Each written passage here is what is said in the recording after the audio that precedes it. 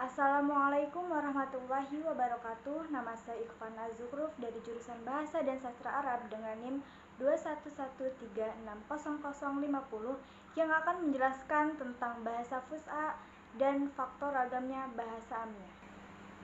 Pertama, bahasa Fusha adalah bahasa generasi yang telah lewat sehingga tidak mampu mengungkapkan realitas kehidupan mutakhir secara utuh. Berbeda dengan bahasa Amiyah yang mudah dan banyak digunakan orang dalam keseharian mereka. Bahasa Fusha adalah bahasa yang baik pembelajarannya maupun pengajarannya dianggap sulit karena tata bahasa dan kosakatanya yang sangat sulit juga. Di sisi lain, bahasa Amiyah dikenal fleksibel dan lebih terbuka untuk menerima masukan dari bahasa asing secara padanya. Hal itu karena bahasa Amiyah tidak lagi terikat pada i'rab, menggunakan bahasa yang secara nyata digunakan dalam praktik berbahasa, bukan kata-kata yang sudah mati atau ditinggalkan. Tidak lagi melestarikan konsep mutaradifat atau sinonim dan juga adoah atau bisa disebut dengan antonim yang luar biasa banyaknya dan selama ini dijadikan salah satu kelebihan bahasa Arab Fusha, meniadakan aturan kias atau analogi dalam melakukan derivasi kata dan justru membebaskannya dalam rangka perluasan pertumbuhan bahasa Arab itu sendiri. Kedua, kenyataannya bahwa berbagai masyarakat Muslim tidak menggunakan bahasa Arab dalam berbicara dan menulis. Oleh karenanya, tidak perlu ada ketergantungan kepada bahasa Arab. Sedangkan bahasa Al-Quran yang selama ini dijadikan alasan untuk tidak meninggalkan bahasa Arab Fusha tetap dilestarikan melalui para pakar agama dan bahasa. 3. Asumsi bahwa berpegang kepada bahasa Amiyah lebih efisien dan ekonomis dibanding waktu dan tenaga yang dihabiskan untuk mempelajari bahasa Fusha dan kaidah-kaidahnya. Keempat, salah satu faktor penting penyebab ketertinggalan satu masyarakat adalah perbedaan antara bahasa tulis dan bahasa lisan.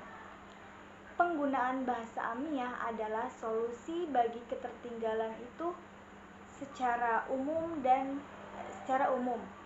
bagi problem di glosa secara khusus yang pada tingkat tertentu bisa jadi sudah sampai pada yang disebut bilingualisme.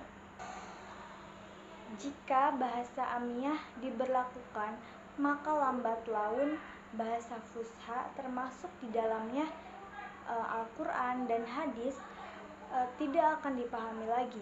Kasus yang hampir sama didalami oleh masyarakat di Inggris.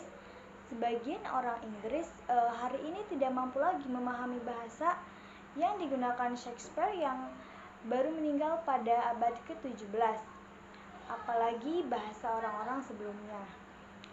Sedangkan masyarakat Arab hari ini masih sangat mungkin memahami qasidah-qasidah puisi Amrul Qais dan Raisul Al-Jahid.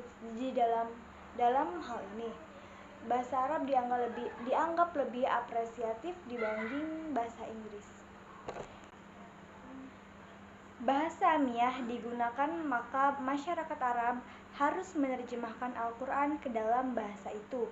Jika penerjemahan itu dilakukan, maka akan sebagian besar nuansa Al-Quran yang berbahasa Arab Fusha itu akan hilang.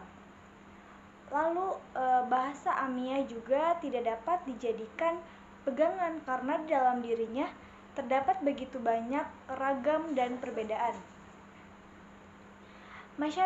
Masing-masing masyarakat dan tempat memiliki bahasa Amiyahnya tersendiri. Kesulitan terjadi ketika kita harus memilih bahasa mana yang akan dijadikan sebagai bahasa untuk masyarakat bersama. Lalu jika masing-masing kelompok masyarakat tetap bersikukuh dengan dialek lokalnya, maka hal itu tentu akan melemahkan hubungan antara kelompok antara kelompok masyarakat Arab yang satu dengan yang lain. Bahasa Fusha juga telah terbukti menjadi perekat yang efektif. Bahkan salah satunya yang terpenting yaitu untuk menghindari terjadinya perpecahan masyarakat. Dan juga bahasa Fusha telah menjadi simbol kesatuan masyarakat, Arab itu sendiri. Kesatuan bahasa di kalangan mereka jauh lebih kuat dan bersifat mengikat daripada kesatuan politik tersebut. Hal itu tercermin dalam suatu kasus sebagai contoh runtuhnya daulah Bani Abbasiyah. Munculnya bahasa Amiyah sebagaimana dijelaskan sebelumnya. Bahasa Arab baku adalah bahasa Quraisy yang digunakan Al-Quran dan Nabi Muhammad SAW. Bahasa ini selanjutnya disebut sebagai bahasa Arab Fusha. Dan dari ini, bahasa Arab Fusha adalah ragam bahasa yang ditemukan di dalam Al-Quran, hadis Nabi, dan warisan tradisi Arab. Bahasa Fusha hari ini digunakan dalam kesempatan resmi dan untuk kepentingan kodifikasi karya-karya, puisi, prosa, dan penulisan pemikiran intelektual secara umum. Sedangkan bahasa Amiyah adalah ragam bahasa yang digunakan untuk urusan-urusan biasa sehari-hari. Fenomena penyimpanan bahasa lahan adalah cikal bakal lahirnya bahasa Amiyah. Bahkan ia disebut sebagai bahasa Amiyah yang pertama.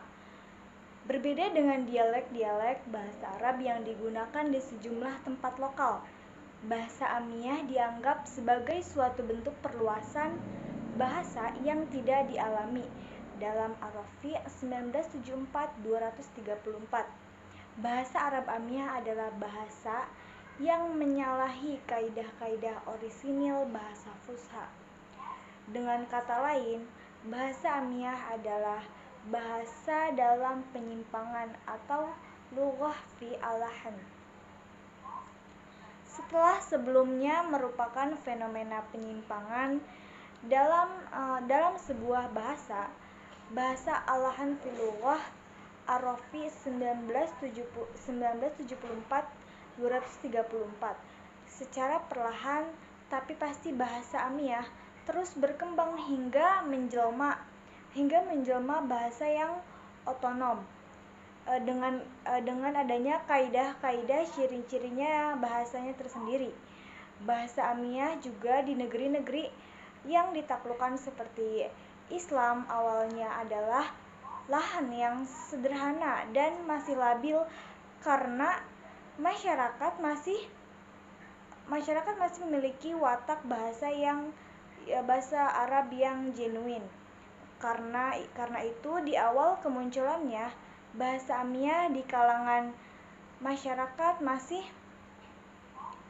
masih mempunyai rentangan antara yang lebih dekat dengan bahasa baku atau pertemuan dan interaksi antar anggota berbagai kabilah melalui perjalanan, perdagangan, dan festival seni dan sastra telah melahirkan sebuah lingua franca, bahasa pergaulan bersama atau yang biasa disebut dengan al-lughat al-mushtarakah yang dijadikan medium komunikasi lintas kabilah. Berbagai karya sastra di zaman ini menggunakan bahasa bersama itu, sehingga memungkinkan dilakukannya penilaian terhadap kualitas sastrawan dan karyanya. Penilaian itu tentu akan sulit dilakukan jika masing-masing menggunakan bahasa lokalnya. Baik, mungkin cukup sekian penjelasan dari saya. Kurang lebihnya mohon maaf. Wassalamualaikum warahmatullahi wabarakatuh.